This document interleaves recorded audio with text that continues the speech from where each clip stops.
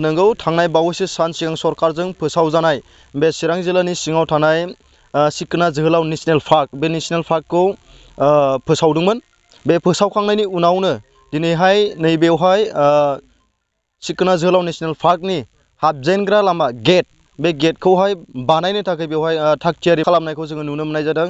थारैनो जोङो मिथिनानै लागोन जे बे सिखोना जोहोलाव नेशनेल पार्क बे नेशनेल पार्कनि सोमोन्दै जोङो मिथिनानै लागोन। नंगौ थारैनो बेवहाय सिखोना जोहोलाव नेशनेल पार्क बे नेशनेल पार्कनि हाबजेनग्रा लामानि गेटखौ बानायनो थाखाय बेवहाय दिनैहाय हाखर जावजेननाय बे जावनायखौ जों नुनो मोननाय जादों। थारैनो जोङो बिथांमोननिफ्राय जोङो मिथिनो लागोन सिखोना जोहोलाव नेशनेल पार्कनि सोमोन्दै।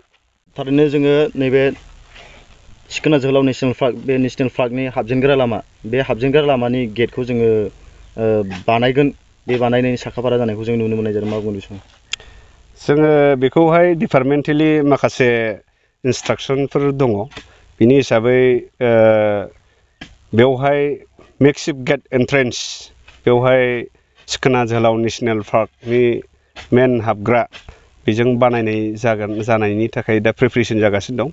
बेखौ दिनैहाय स्टार्ट खालामजेनबाय आरो बे मेक्सिभ गेटआ बानायनानै बेखौ मोनसे नेशनेल पार्कनि मोनसे समायना एन्ट्रेन्स जागोन होननानै आं फोथायो। थारैनो बे नेशनेल पार्क सिखोना जोहोलाव नेशनेल पार्क बे नेशनेल पार्कआवहाय मा मा नुथायफोर नुनो मोनगोन आरो बे लामाया बबेनिफ्राय बबेसिम जागोन?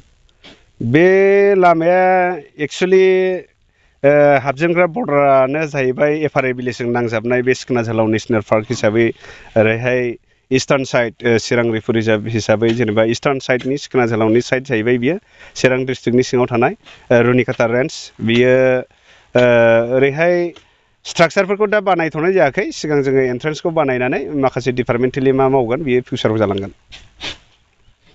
माब्लासिमाव बानायफुंनाय जागोन?